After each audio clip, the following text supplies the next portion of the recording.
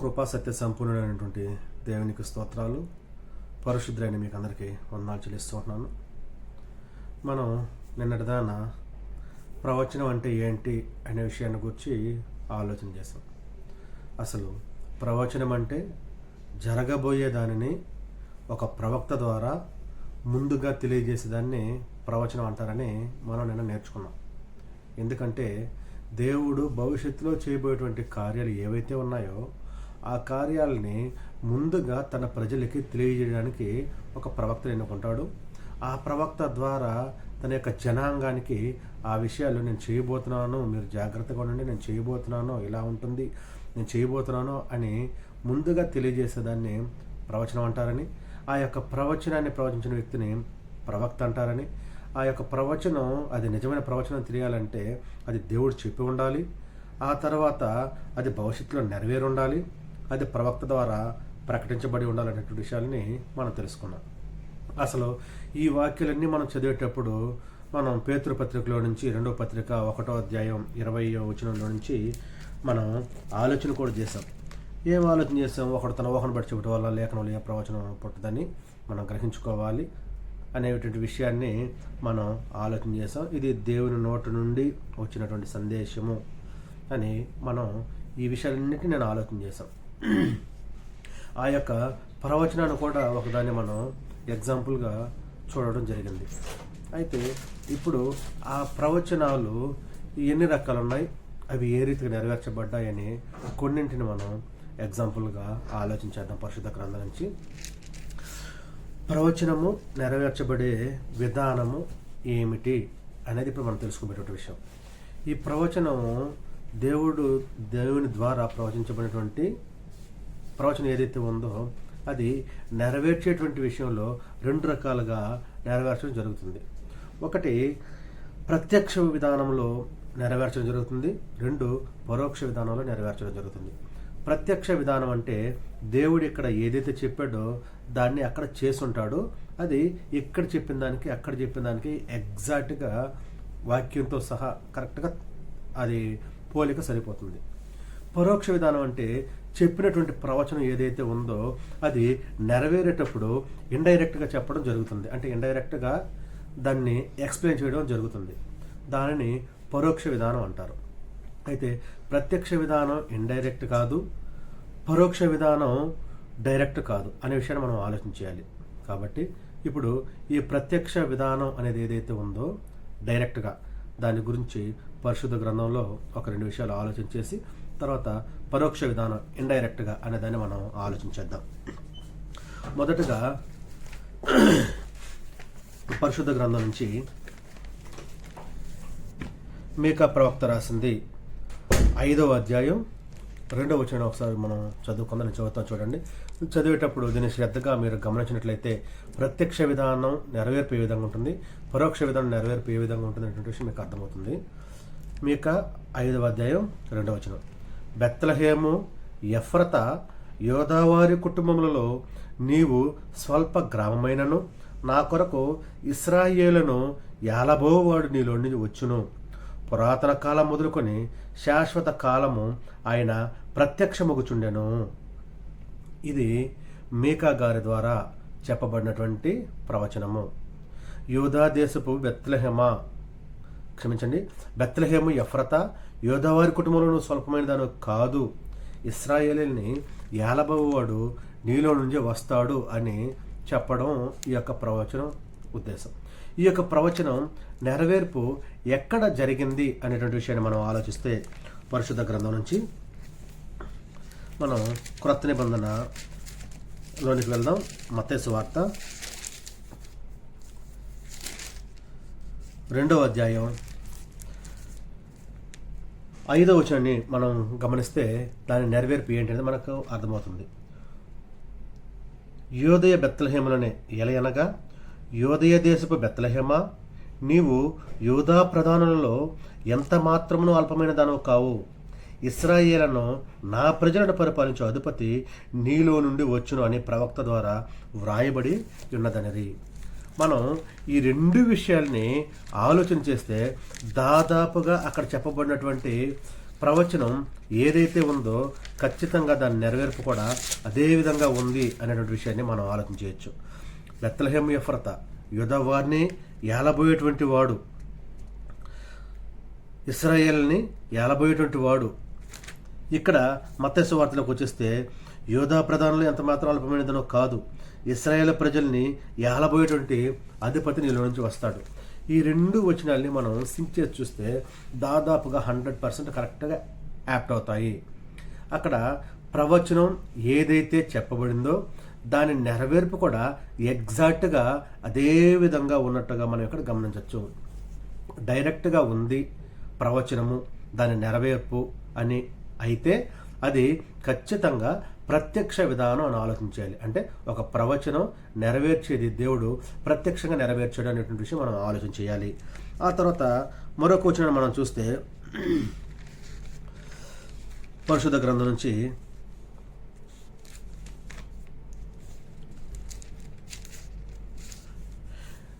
యెషయా గ్రంథంలో 7వ అధ్యాయం 14వ వచనం మనం చూస్తే, కాబట్టి ప్రభువు తానే యొక్క సూచన మీకు చూపును, ఆలకించుడి, కన్యక గర్భవతి అయి కుమారుని కని అతనికి ఇమ్మానుయేలును పేరు పెట్టును.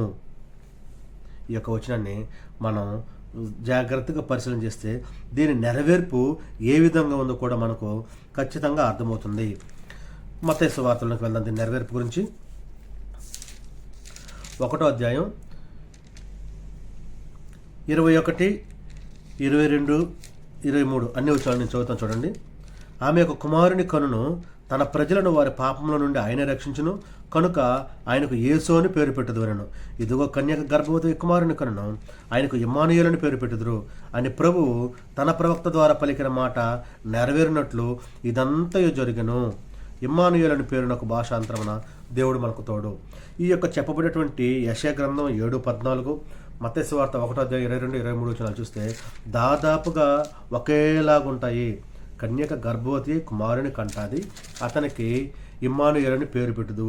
యెషయాలోకి వచ్చినా కూడా కన్యక గర్భవతి కుమారుని కని అతనికి ఇమ్మానుయేలుని పేరు పెట్టుదు. ఈ రెండు 100% ఒకేలాగా ఉన్నాయి కాబట్టి, సింక్ అవుతున్నాయి కాబట్టి ఇక్కడ చెప్పింది ఖచ్చితంగా అక్కడ చేసేసాడు. అదే ప్రత్యక్షంగానే, ఇక్కడ ప్రత్యక్షంగానే చెప్తున్నాడు, అక్కడ ప్రత్యక్షంగానే చెప్తున్నాడు. ఇక్కడ మనం మత్తయి సువార్తలో యోసేపు గారు నిద్రపోయేటప్పుడు పరిశుద్ధాత్మ అతని కళ్ళలోనికి వచ్చి చెప్పినటువంటి మాట ఇది. పరిశుద్ధాత్మ దేవదూత ద్వారా కళ్ళలోకి వచ్చి చెప్పినటువంటి మాట, డైరెక్ట్గా మాట్లాడుతున్నాడు, మనిషితో మాట్లాడుతున్నాడు కాబట్టి ఇది ప్రత్యక్ష విధానం అని మనం ఆలోచన చేయాలి.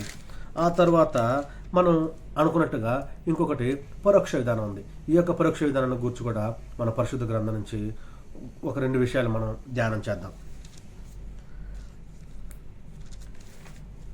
యెషయా గ్రంథంలో నుంచి 11వ అధ్యాయం 1వ వచనం ఒకసారి చదువుకుందాం. యెషయి ముద్దు నుండి చిగురు పుట్టును, వారి వేరుల నుండి అంకురము ఎదిగి ఫలించును. మనం ఇక్కడ గమనిస్తే యెషయి మొద్దు నుండి చిగురు పుడుతుంది, వాని వేరుల నుండి అంకురము ఎదిగి ఫలిస్తుంది. ఇక్కడ చెప్పబడినటువంటి ఈ యొక్క వాక్యం నెరవేర్పు విషయంలో కూడా ఇదే విధంగా ఎగ్జాక్ట్లీ ఉందంటే అది ప్రత్యక్షంగా నెరవేర్చబడింది. ఒకవేళ లేదంటే పరోక్షంగా నెరవేర్చబడింది.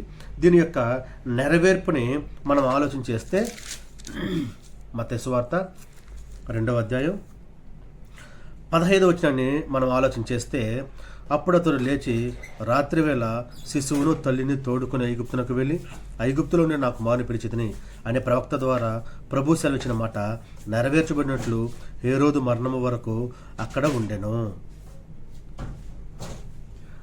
ఇక్కడ చదివిన దానికి అక్కడ చదివిన దానికి డిఫరెన్స్ ఉంది.